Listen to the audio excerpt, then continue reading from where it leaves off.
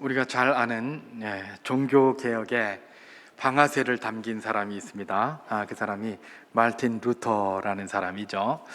물론 말틴 루터가 방아쇠를 당기기 전에 종교 개혁의 분위기가 그냥 적어도 한 150년, 200년에 걸쳐서 가득 찼었습니다.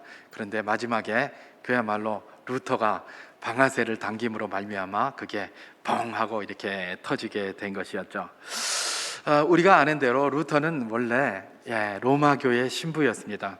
로마교의 신부였고, 그는 로마교의 가르침을 따라서 자기가 과연 하나님 앞에 의롭다함을 받은 사람인가, 자기가 구원받은 사람인가를 알기를 원했어요.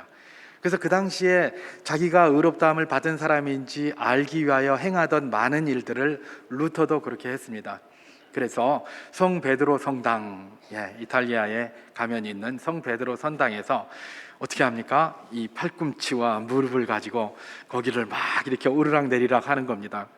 제가 몇 년 전에 그 성지 순례를 갔을 때에 거기에 이제 그 계단이 있는데 그 계단을 다 막아놨더라고요. 그래서 왜 여기 계단을 막아놨습니까? 그랬더니 그분들 말이 뭐냐면, 그걸 계단을 막아놓지 않았더니 하도 순례객들이 많이 와가지고 이 무릎과 팔꿈치로 거기를 올라가는 바람에 늘 핏자국이 있어가지고 청소하는 게 힘들어가지고 그렇게 해서 거기다가 문을 막아놨다, 그렇게 가이드 목사님이 이야기해 주는 소리를 제가 들었는데요.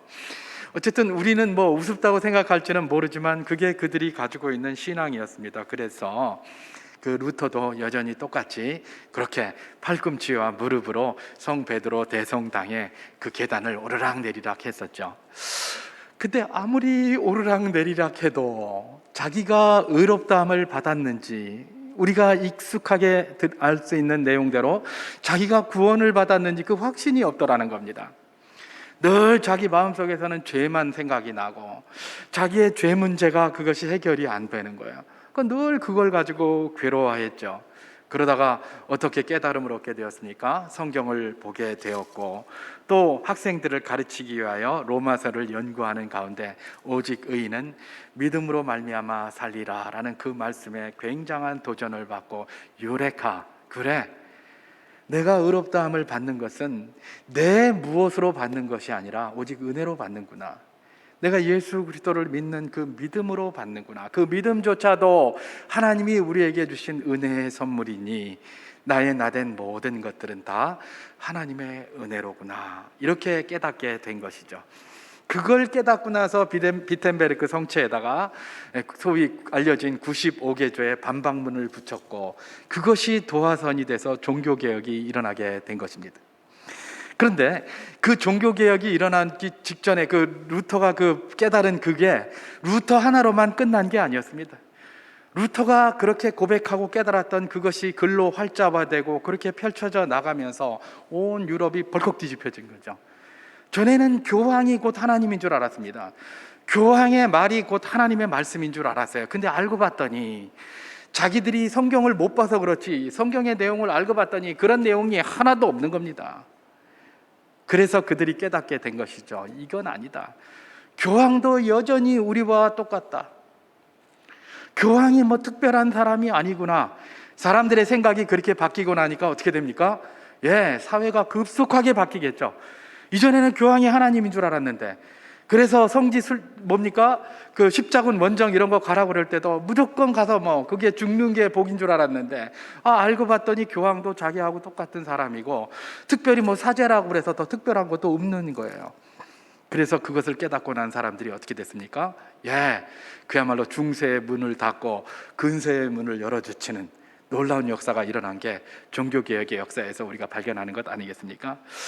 그렇습니다. 역사상 그런 고행이나 수행을 통해서 자기가 구원받은 자인지, 자기가 의롭다함을 입은 자인지를 확인하려고 하는 노력들이 계속해서 있어 왔습니다.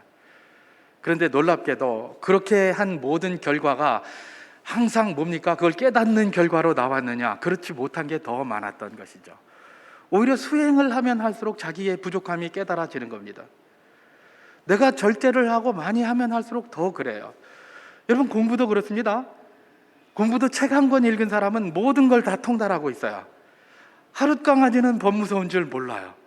그런데 공부를 많이 하면 할수록 내가 정말 아는 게 없구나라는 생각이 들어요. 자꾸 아는 게 없어지고 전부 불안해지고, 이 세상의 학문이라는 게 그래요. 뭘 공부를 자꾸 하다 보면 내가 너무 모르니까 불안하고 말하는 것도 조심스럽고 자꾸 그렇게 되는 거예요. 마찬가지예요. 인간의 열정으로 뭘 하려고 하면 할수록 뭐가 잘 안 돼요. 하면 할수록 불안하고 하면 할수록 힘들고, 도대체 어디까지 해야 된다는 말인가? 그래서 솔로몬은 전도서에서 뭐라고 얘기를 합니까? 내 아들아, 너무 공부 많이 하지 말아라. 그런 얘기합니다. 공부 많이 하는 게 피곤하다. 그냥 도대체 얼마나 공부를 해야 네가 공부를 잘했다고 할 수 있느냐, 뭐 이런 말까지 하잖아요. 그죠? 이런 것들을 봤을 때 이 인간이 뭔가를 이렇게 하려는 것들, 인간이 하려는 것들은 분명 한계가 있다는 것들을 보게 되는 것입니다. 사실 인간은 한계에 맞부딪혀야 됩니다. 한계에 봉착하고 나서야 비로소 들리는 소리가 있습니다.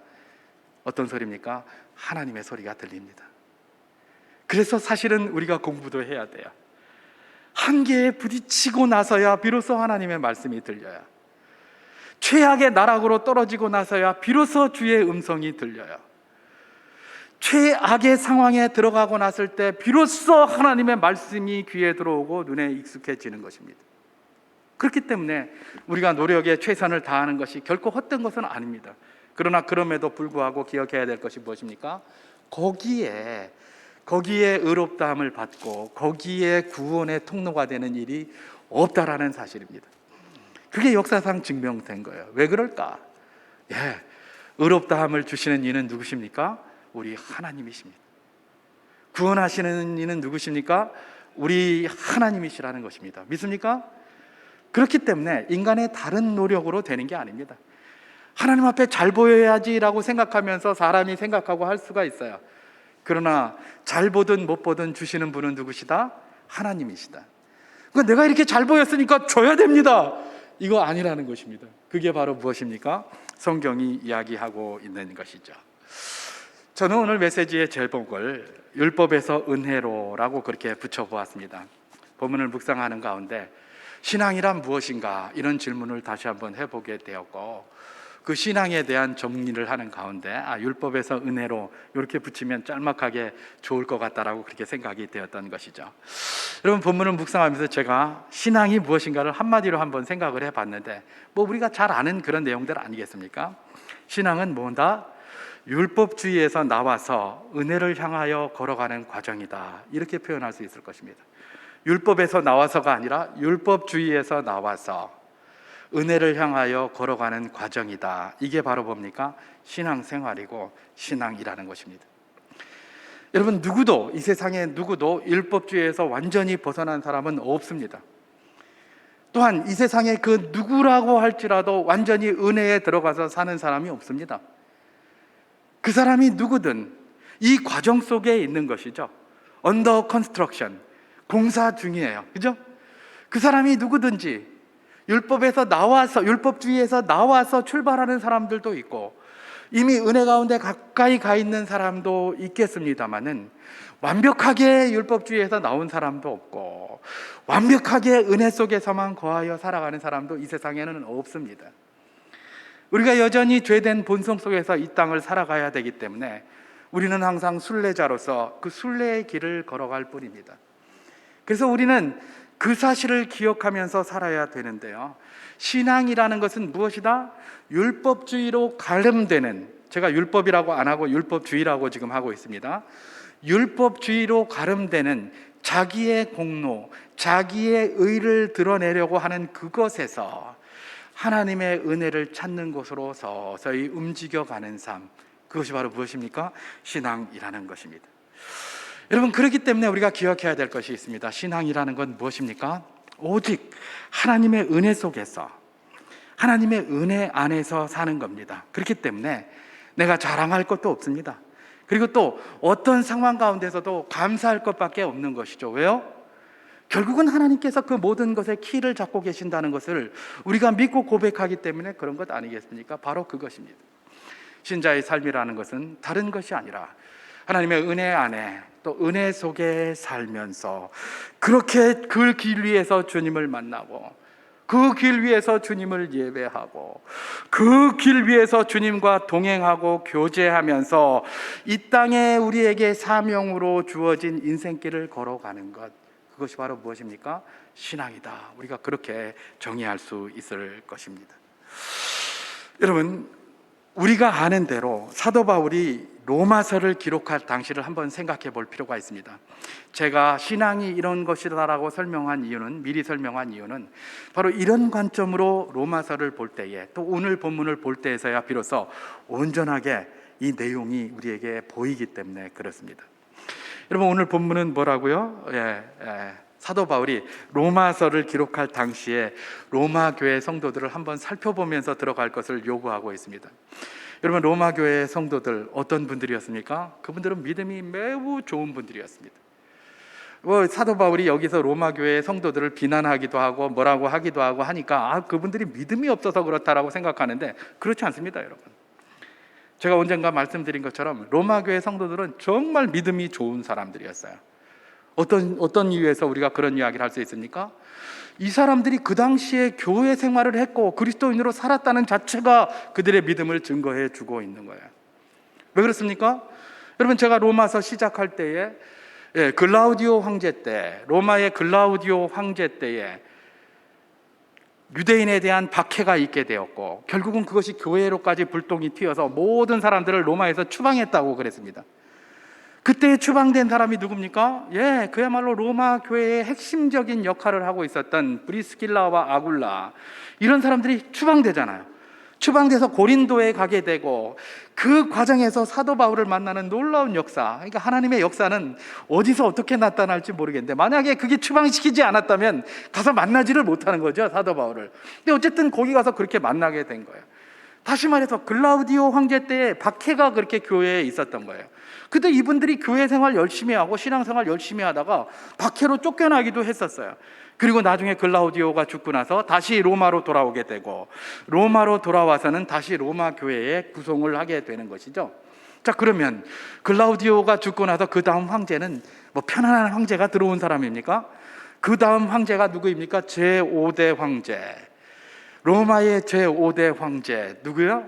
네로입니다. 네로. 여러분, 네로라는 황제 앞에 항상 붙는 수식어가 있습니다. 어떤 수식어죠? 폭군. 폭군 네로라고 하잖아요.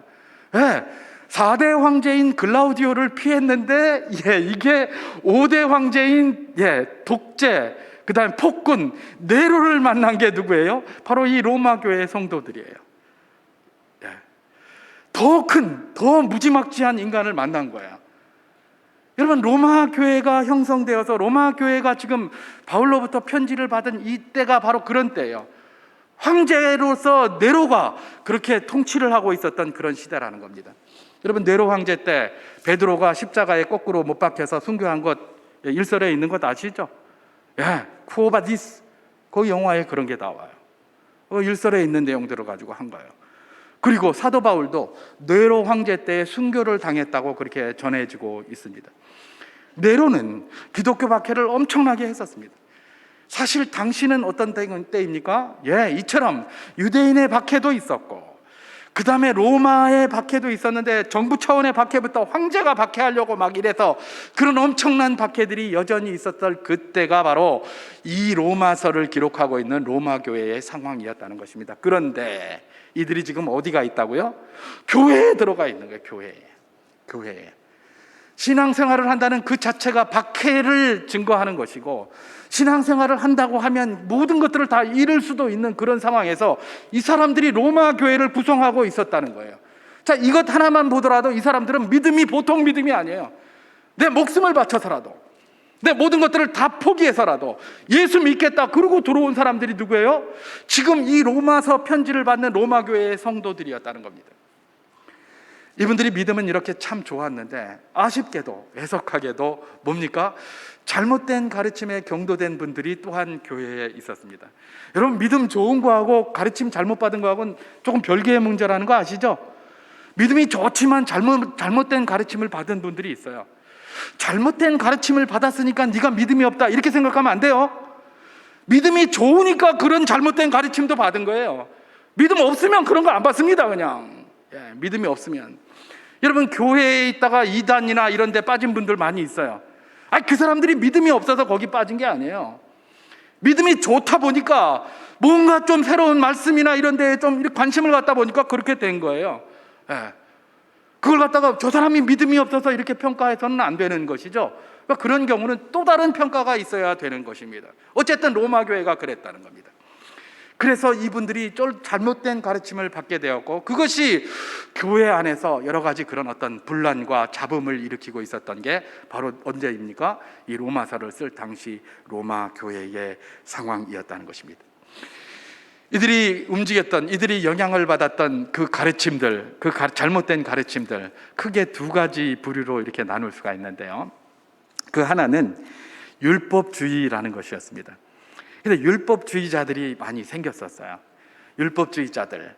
사실 초대교회에는 율법주의자들이 굉장히 많았어요. 왜냐하면 초대교회의 구성원들은 대부분 유대인들이었기 때문에 그래요. 유대인이었다가 그리스도교로 개종해서 교회를 구성한 사람들이죠. 그러다 보니까 그들이 몸에 늘 배어 있는 게 있어요.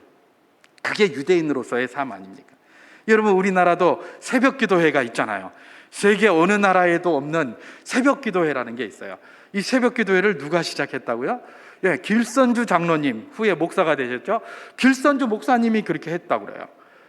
왜 그러냐? 그 사람이 원래 승려였는데, 승려들도 새벽에 일어나서 종치고 목욕 재개하고 이러고 부처님한테 기도하고 시작을 하는데, 전능하신 하나님을 모시는 그리스도인들이 이렇게 하면 되겠느냐, 이래가지고 시작을 했다고 그래요.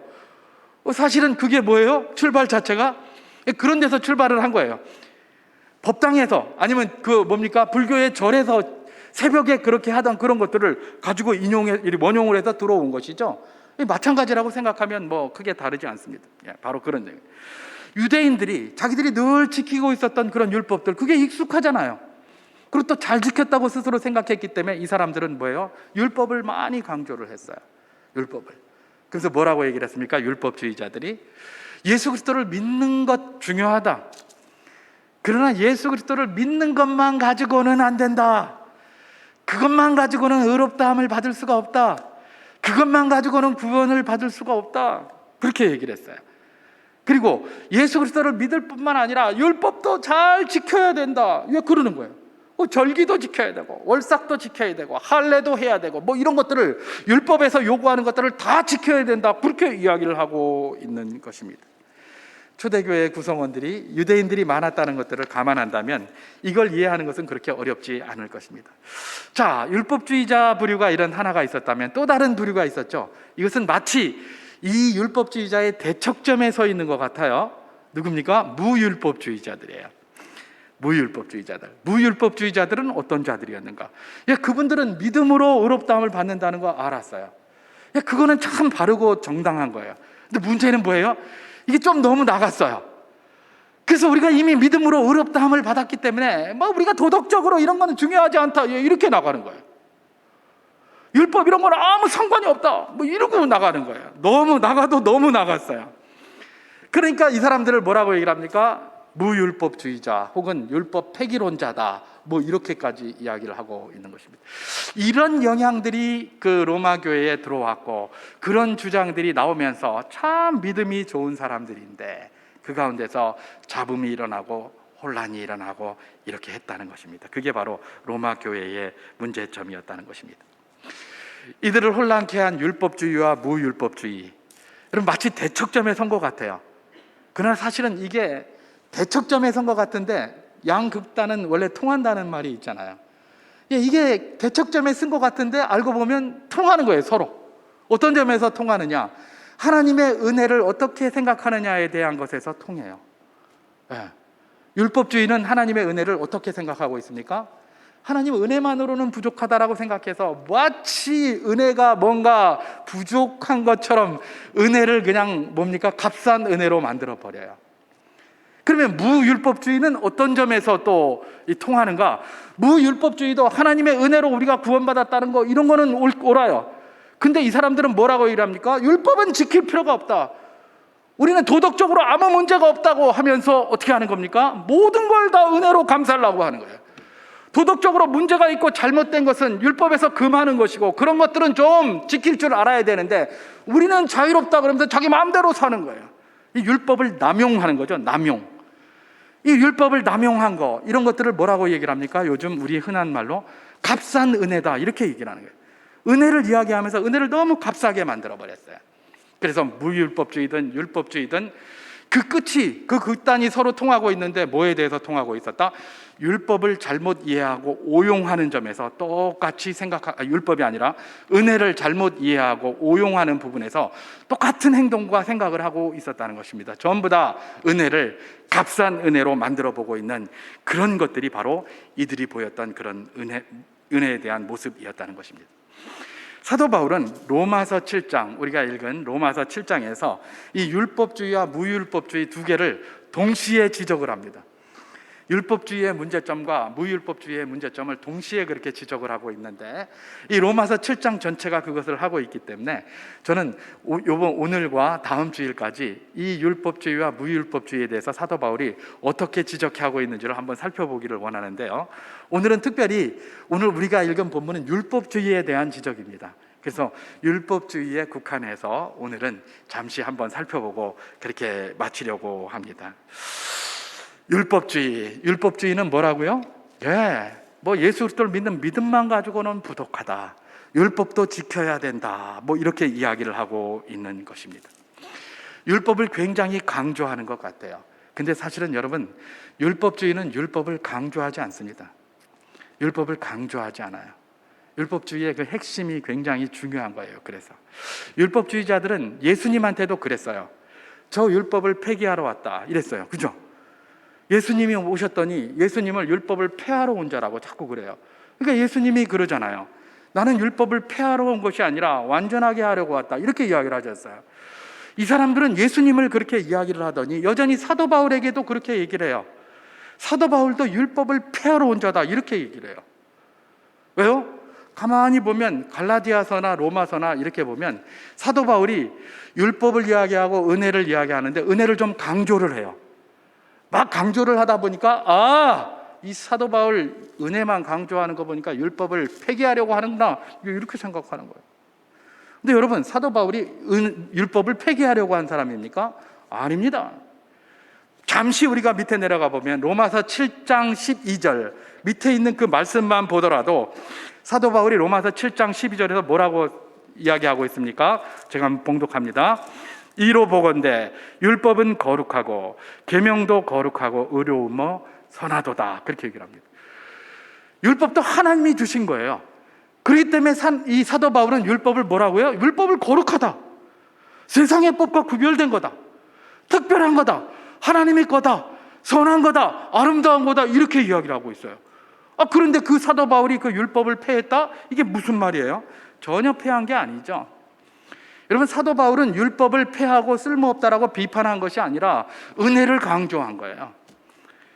율법을 못 쓰겠다 비판한 것이 아니라 은혜를 강조했어요. 여러분, 두 개 다 좋아요. 두 개 좋은데 이걸 더 강조할 수 있잖아요. 사도 바울의 입장은 그런 것이었어요. 사도 바울은 율법과 은혜를 놓고 은혜를 더욱 강조했을 뿐이에요.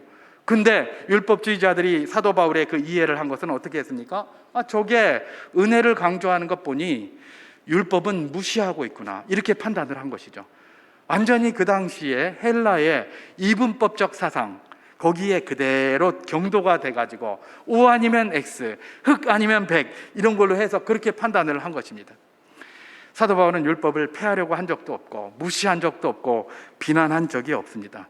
사도 바울은 율법을 비판 안 했어요. 그거 오히려 선하고 아름답다고 했어요. 그러면 사도 바울이 비판한 건 무엇이라고요? 율법이 아니라 율법주의다라는 바로 그것입니다. 율법과 율법주의가 뭔가, 차이가 뭔가? 여러분, 율법은 하나님이 주신 선한 법입니다.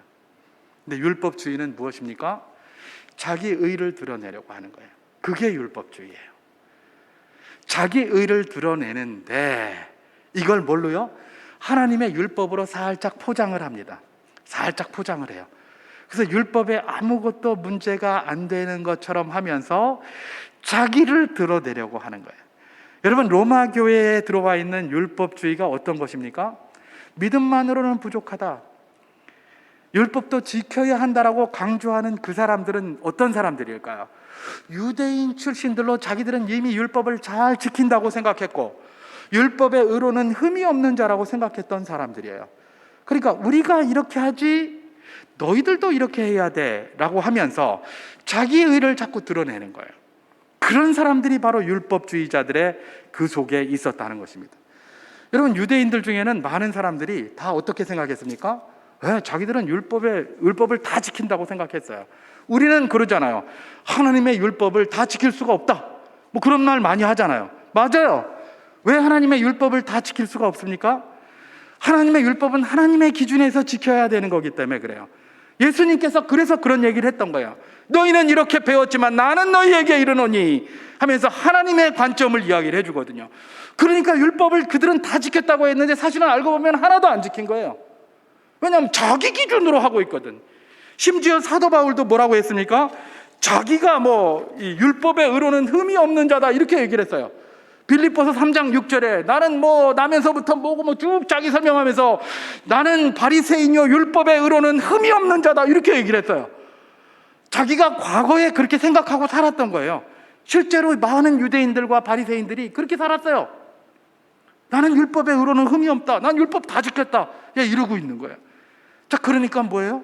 율법을 지켜라라고 그 말에는 그야말로 율법이 중요하니까 율법을 잘 지켜라 이런 말이 아니라, 그런 말이 아니라 나는 다 지켰다, 니들도 지켜야지 하면서 자기 의를 드러내는, 자기 그 저희가 밑에 쫙 깔린 겁니다. 이게 율법입니다. 여러분, 이들이 주장하는 자기들이 율법을 다 지켰다고 하는 것, 이게 어느 기준이었을까? 자기들 기준이잖아요. 이분들이 이렇게 이야기하는 걸 우리 예수님은 어떻게 표현하셨을까요? 그 기준이 아주 형편없다고 표현하셨습니다. 그래서 마태복음 5장 20절에서 우리 주님이 친히 그렇게 말씀을 하셨는데요. 뭐라고 말씀을 하셨느냐?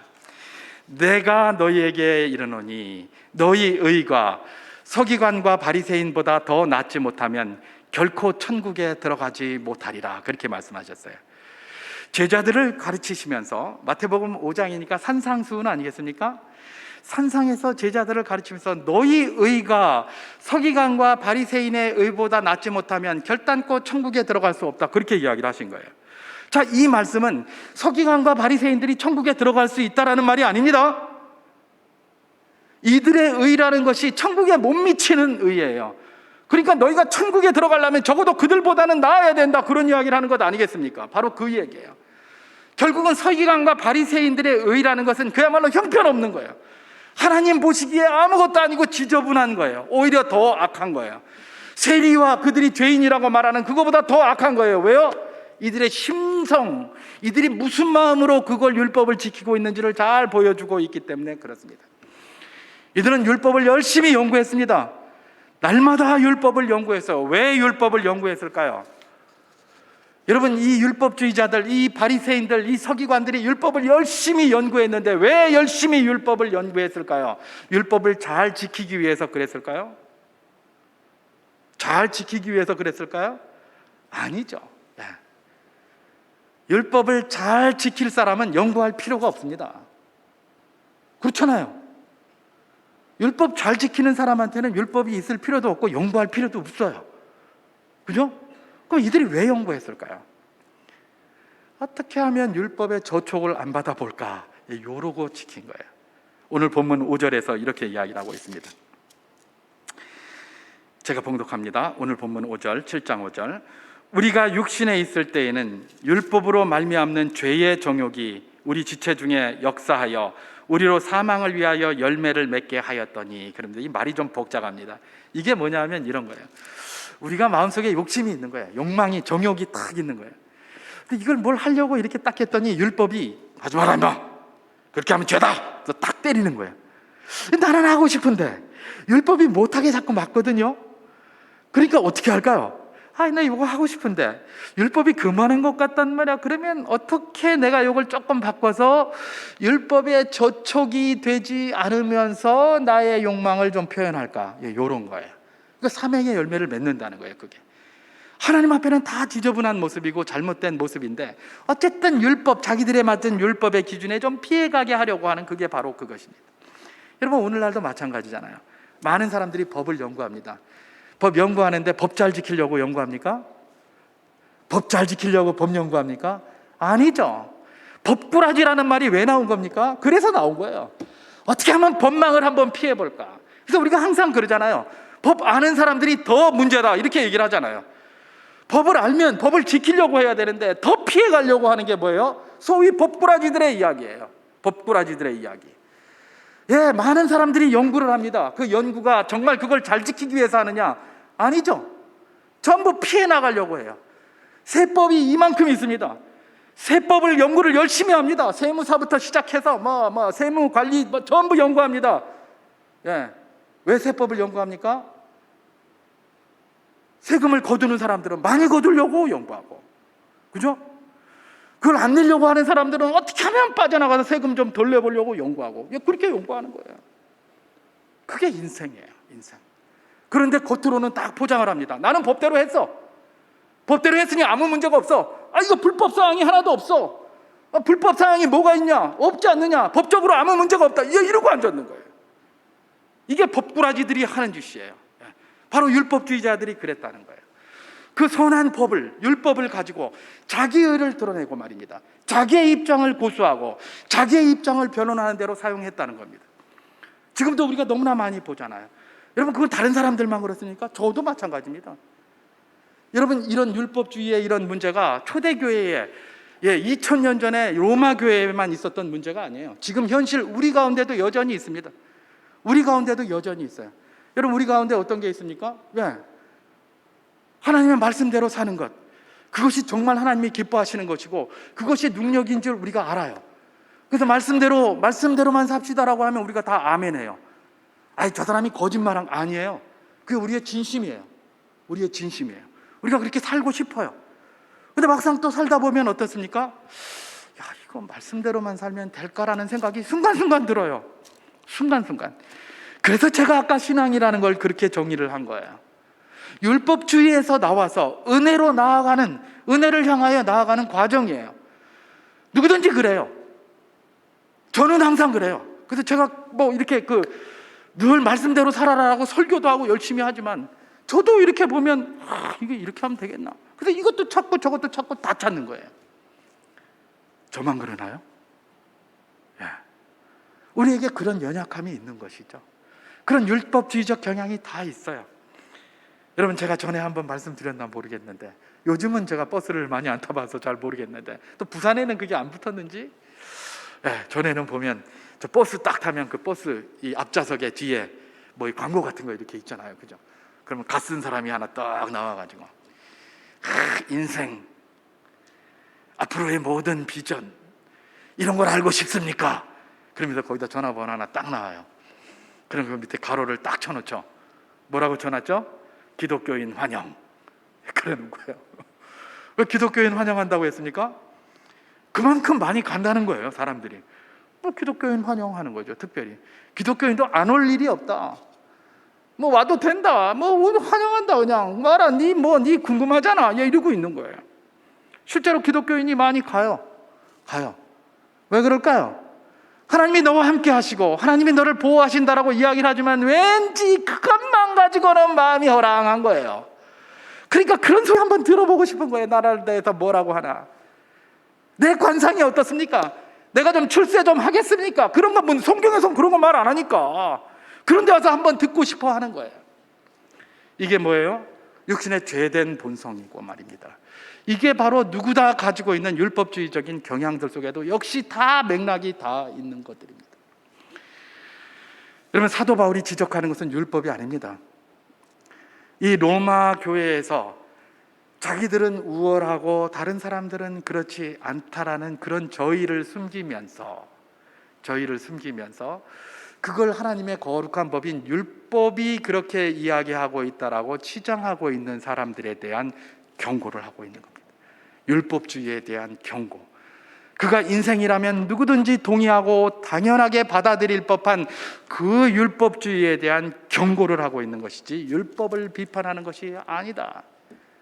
이분들이 차라리 율법을 갖다 대지 않고 이야기를 하면 참 좋겠는데, 참으로 아쉽게도 자기들이 너무나 잘 알고 있고 자기들이 이게 익숙하다고 생각하는 하나님의 거룩한 율법을 가지고 그렇게 이야기를 하니까 사도 바울이 그걸 가지고 지금 지적하고 있는 겁니다.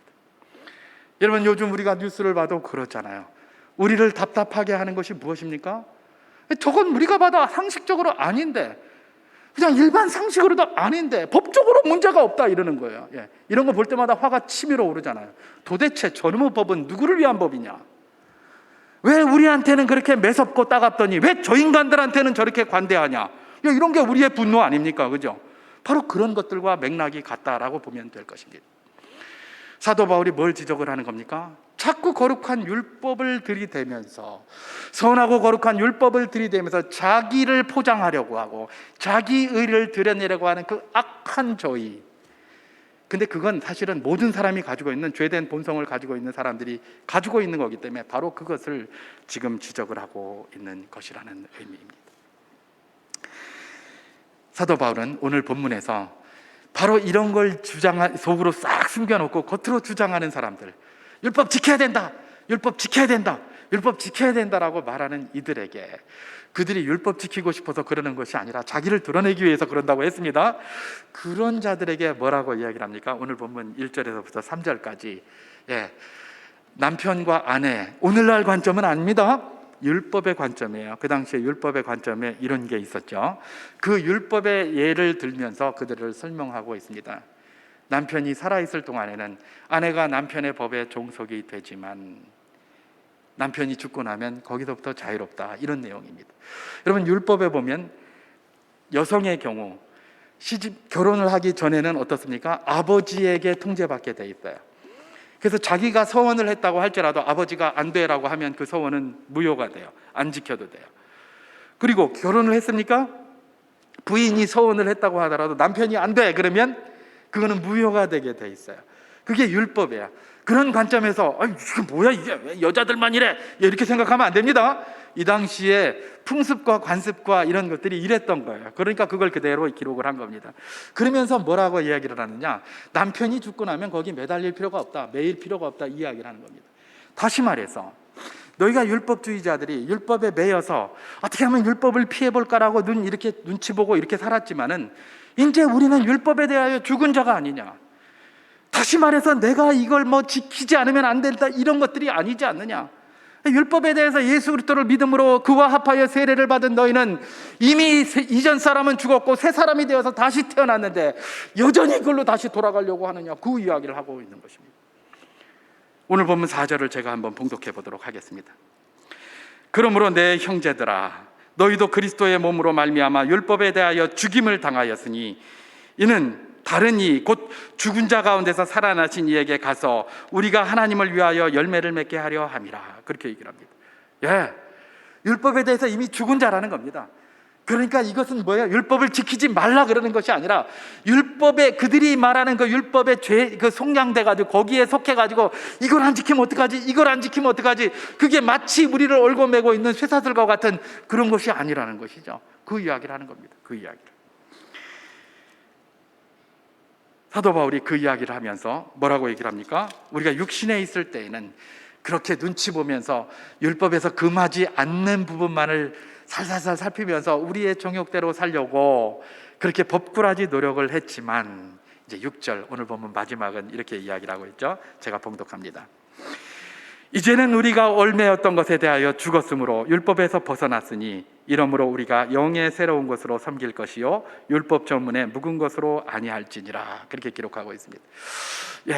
이제 얽매였던 것에서 우리가 죽었으니 더 이상 거기에 매달릴 필요가 없다는 겁니다. 여기서 이제는, 이 말이 어떤 겁니까? 과거에는 이랬지만 지금은 아니다라는 그런 이야기를 하고 있는 거예요. 뉘니 대, 이걸 원문 그대로 해석을 하면 이제는 그러나, 또는 그러나 이제는, 이렇게 해석하는 거예요. 우리는 그러나라는 말이 없는데 과거에는 이렇게 살았다, 그러나 이제는 역접입니다. 전혀 다른, 우린 이렇게 산다, 이러니. 과거에는 어떻게 살았다는 거예요? 자기 욕망대로 율법이 요구하는 것들을 피해서 살살대고 이렇게 살았고 그것밖에 할 수가 없었어요. 예수 그리스도의 믿음이 없을 때는, 예수의 생명이 그들 가운데 없었을 때는 그렇게 살 수밖에 없었고, 그걸 당연하게 여기고 그걸 이길 힘이 없었어요. 그러나 이제는 어떻게 됐다는 겁니까? 예수의 생명이 너희들 가운데 들어간 것 아니냐? 그러니 이제는 너희 본성을 따라서 그것을 살 수도 있고, 그리고 예수 그리스도의 생명으로 말미암아 그것을 이길 수 있는 능력도 너희들에게 있다, 그런 이야기입니다. 그러니 이제 더 이상 율법에 종속하지 말고 거기에 종속되어 살아가지 말아라, 그 이야기를 하고 있는 것입니다. 그러면 이렇게 살아가지 말라는 말은 율법대로 살지 말라는 말입니까? 그게 아니죠. 아까 그 율법주의자들은 어떻게 살려고 그랬다고요? 어떻게 하면 이 율법에 저촉되지 않으면서 우리의 욕망을 구현할까라는 것이었습니다. 그런데 지금 사도 바울이 이 자유롭게 율법에 얽매이지 말고 살라는 이건 뭡니까? 어떻게 하면이 아니라 우리가 그냥 율법 지키려고 율법 연구하고 율법대로 살려고 그렇게 살아가는 겁니다. 그 기쁨으로 사는 거, 그게 바로 뭐예요? 사도 바울이 이야기하는 율법에 얽매이지 않는 삶이에요. 율법을 내버리는 것이 아니라 율법에 얽매여 있지 않은 삶, 다시 말해서 율법주의가 아니라 율법의 삶을 살아가는 것입니다. 여러분, 그리스도인들 율법 가운데 사는 줄 믿습니다. 율법을 무시해서는 안 됩니다. 그러나 그 율법에 얽매여 가지고 내가 이걸 해야만 뭘 해, 이게 아니라는 겁니다. 이게 아니에요. 우리가 율법을 지킵니까? 저촉 안 되려고 지키는 게 아니라 기쁨으로 하는 겁니다. 감사함으로 하는 겁니다. 이런 거 주셔서 감사합니다, 그러고 하는 거예요. 어쨌든 피하려고 하는 게 아니라. 우리가 운전을 합니다. 우리가 그러면 안 되겠죠. 제가 저만 그럴 가능성이 높기 때문에 쫙 갑니다. 쫙 가는데 가끔 이렇게 하면 빨간불인데 휙 지나갈 때가 있어요. 의도적으로 막 지나가는 경우는 잘 없습니다. 실수로 하던가 아니면 어중간해가지고 에이 모르겠다 그리고 쭉 지나가는 경우도 있고, 이런 경우가 있어요. 딱 건너가고 나면 제가 뭘 제일 먼저 찾을까요? 카메라를 찾겠죠. 카메라 없나? 카메라 없나? 카메라 있으면 갑자기 낙담이 됩니다. 이게 또 오늘 또 카메라가 있네. 근데 참 감사하게도 이거 딱지는 안 날아오더라고요. 카메라가 있네, 그런단 말이에요. 카메라를 찾는다는. 여러분, 카메라를 왜 우리가 그렇게 사모할까요? 제가 왜 그렇게 사모할까요? 교통법규를 잘 지키려고 카메라 사모하는 게 아니죠. 어떻게 하면 좀 신호등에도 막 그냥 좀 지나가 볼까? 어떻게 하면 좀 빨간불에도 한번 빨리 급하니까 한번 빨리 가볼까? 이래서 카메라 연구하는 거예요. 카메라가 얼마나 잘 가르쳐 주는지, 어디 카메라 있습니다, 어디 카메라 있습니다 그러면서 또 심지어 보험회사에서는 카메라 찍힌 거 보험료까지 내주고, 그야말로 법 지키지 말라고 강권하는 사회. 어떤 그 작가가 이야기한 우리나라를 술권하는 사회라고 그랬더만은, 술권하는 사회가 아니라 법 지키지 말라고 강권하는 사회로 만들어가고 있어요, 모든 상황들이. 여러분, 이게 왜 나오는 겁니까? 인간의 본성이 그렇기 때문에 그래요. 우리 주님은 사도 바울을 통해서 율법주의를 지금 지적하고 계십니다. 율법이 아닙니다. 율법은 그야말로 거룩하고 선합니다. 율법주의는 무엇입니까? 자기의를 드러내고 자기의 그 욕망들을 감추기 위하여 그 율법을 악용하는 겁니다. 거기다 뒤집어 씌워서 다른 사람들을 그걸로 내리누르고, 그게 바로 바리새인들과 사두개인들이 하던 이야기입니다.